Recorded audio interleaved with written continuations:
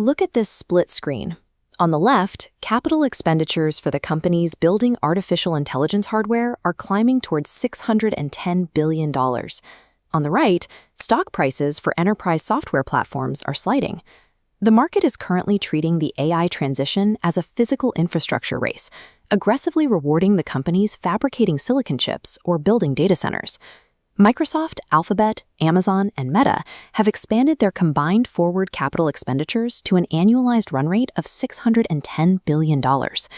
This level of spending creates a structural problem under standard accounting principles, as high capex today translates into a fixed drag on tomorrow's earnings. This setup suggests the market's focus is lopsided, creating a scenario where these hardware monopolies may be overextended, while legacy software-as-a-service platforms are being ignored. Digital monopolies used to be asset-light. Scaling software costs almost nothing, but training advanced AI requires an asset-heavy shift into massive, capital-intensive physical infrastructure. This waterfall chart shows the impact of that shift on a company like Amazon. We start with their trailing operating cash flow, the actual cash coming in from its business. It sits at a stable $139 billion.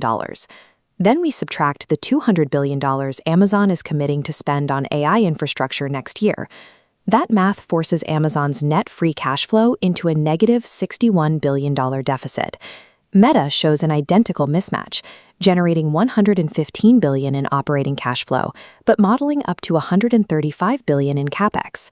Wall Street uses free cash flow to justify big tech's high valuations. When that cash flow disappears to pay for hardware, the justification for those high stock prices vanishes with it. The cash is gone immediately, but the hit to the income statement is delayed.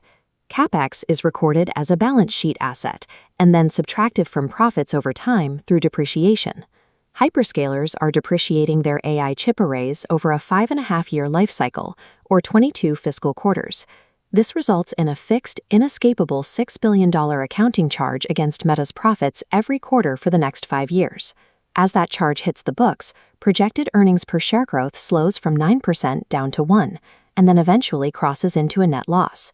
To escape this trap, revenue must compound at 30% a year just to offset the depreciation and keep earnings from shrinking.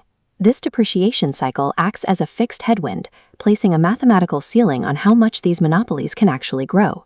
That headwind is why institutional focus is shifting toward enterprise SaaS, a sector the market assumes is being disrupted by AI.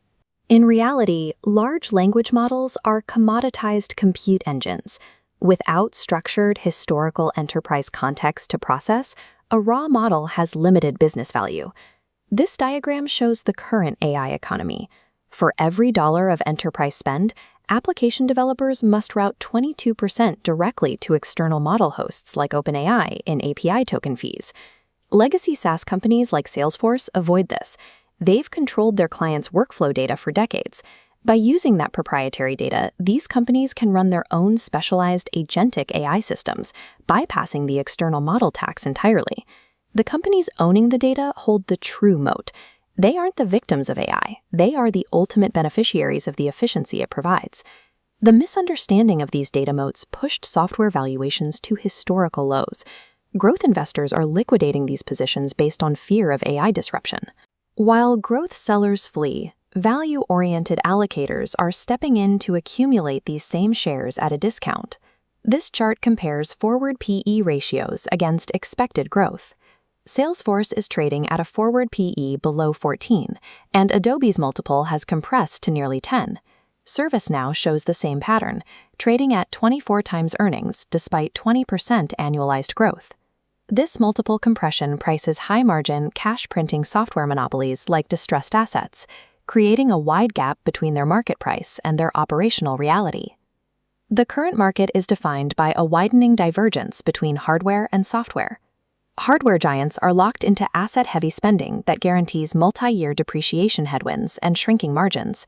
Software platforms are entering an asset-light cycle with deeply mispriced moats. This split screen shows the shift from asset-heavy infrastructure to asset-light orchestration.